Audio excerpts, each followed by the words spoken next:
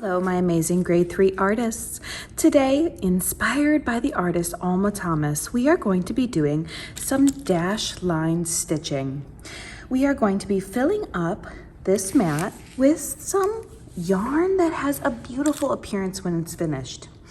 What you need to do is make sure that you have some yarn in color order that seems to go together.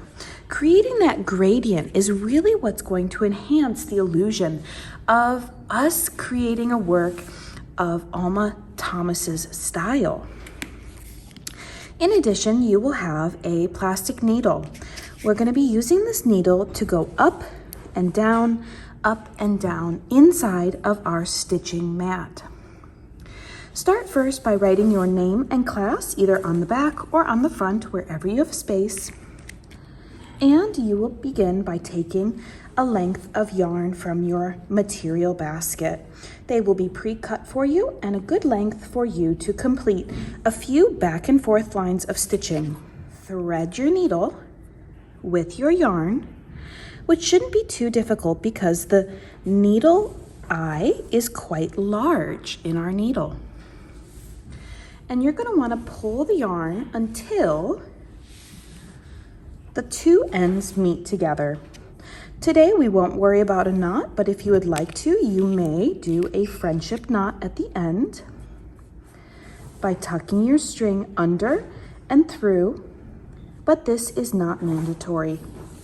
We just want the ends of the string to meet together with the needle on the other end.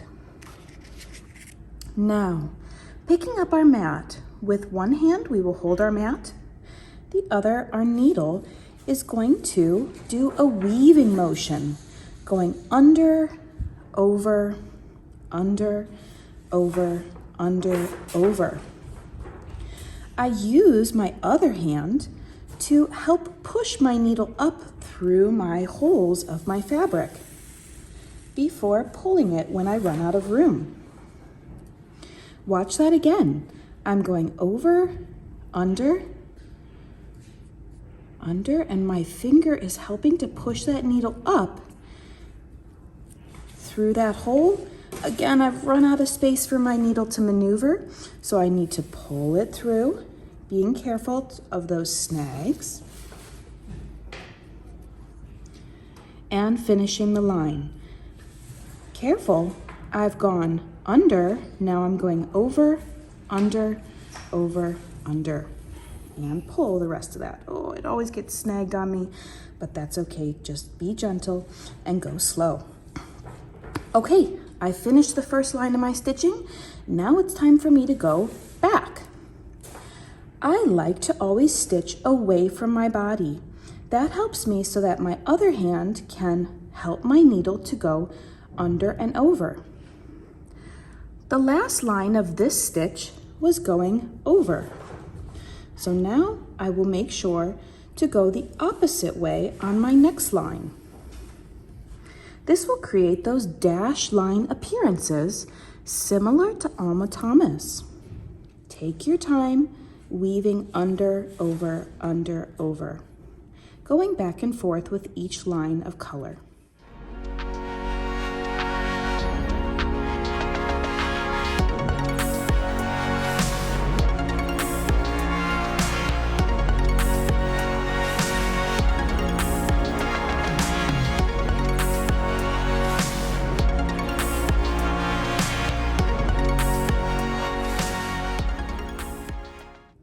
I barely just had enough yarn to finish my last line of string.